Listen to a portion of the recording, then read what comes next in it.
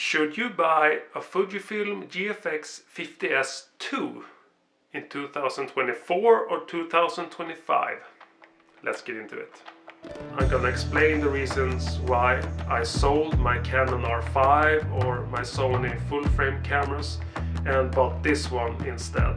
And if you like this type of content and you would like to see more of the Fujifilm GFX 50s 2, please like and subscribe. So the main reason why you should not buy this camera, are you photographing fast moving subjects like cars, maybe wildlife, bird photography maybe, you should not buy this camera because it's a little bit slower. You can miss some pretty critical shots with it. And also when you compare this camera that has a pretty huge sensor, you don't have that fast readout or that fast frames per second as you do with, let's say, a Canon R5 or any Sony full frame camera.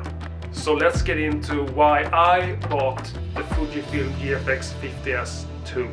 I started out a long time ago with the Canon 6D. Then I moved forward to Sony A7 III, A7R III, and later on I got the Canon R5, and now I have a Canon R5C, which I'm filming on at the moment. I really felt I missed something. I missed something when I take photographs with a full frame camera, and I know that sounds quite ridiculous in some people's views. And many people say, yeah, you can't see any difference in the photographs. But the thing is, I started out with a Fujifilm 50R, and then I moved on to Fujifilm GFX 50s. That is the first version of this camera. Once I got started with those, I could really see the difference in the pictures.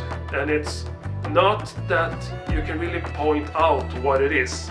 I would guess it's the sensor. It's the sensor size of these cameras that's making that kind of difference. It has that 3D look. And when you take pictures with a Fujifilm GFX, you sort of like get drawn into the picture. It's like a 3D space. I can't describe it anymore. When I take pictures with a full frame, the Canon R5 or the Sony A7 III's, A7R III, it's a nice picture, and I've taken a lot of pictures with those cameras, but they are sort of flat when you compare it to a Fujifilm GFX.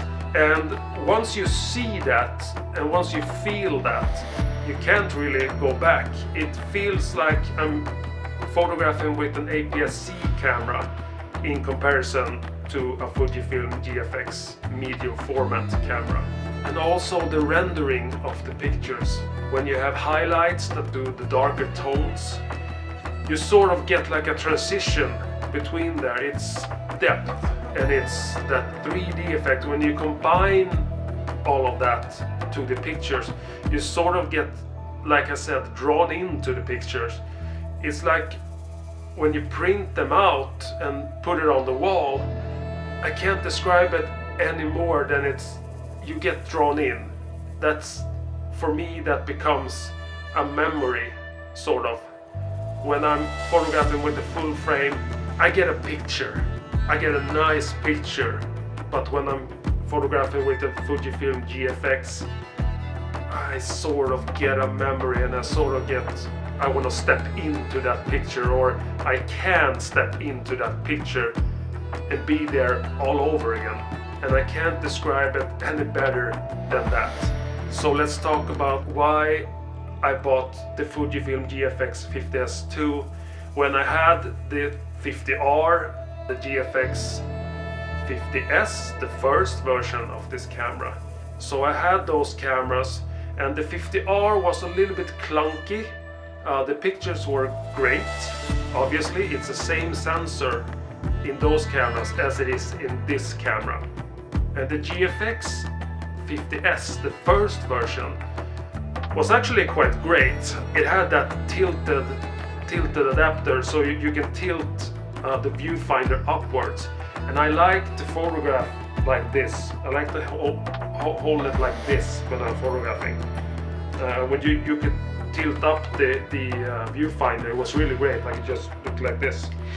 And obviously this camera has the tilted screen, so I can use that one for this. But that is the main thing I miss with the Fujifilm GFX 50s2 over the 50s Mark I. And also the 50s was a little bit more clunky. It had that back, which made it a little bit more challenging to carry around. Thing to keep in mind when choosing a Fujifilm GFX camera over a Canon R5 or Canon R5 Mark II that is available now. With those cameras, they're great for what they are, and the pictures are really great. And probably if you take 10 pictures with those type of cameras, you will nail the focus, say 8 out of 10 pictures, depending on what the subject is, of course. And with a camera like this, you won't nail as many pictures. It is a higher stress factor when shooting with a camera like this. But the thing that draw me in is that the pictures I nail, when the focus is nailed, those pictures are magic. You can't compare them to a full frame camera. But for me, this has been a really great investment. I use this as mainly a photography camera. It can film also. I'm gonna try that out, so stick around for that. The pictures I get with this camera is amazing, and those are the pictures that I wanna show my children when they grow up and have their own kids, and they can say, oh, look at this, my dad took this of me. And that's a huge part why I bought this camera. So if you like me to do more content with the Fujifilm GFX 50s2, please like and subscribe if you want to see more of that type of content.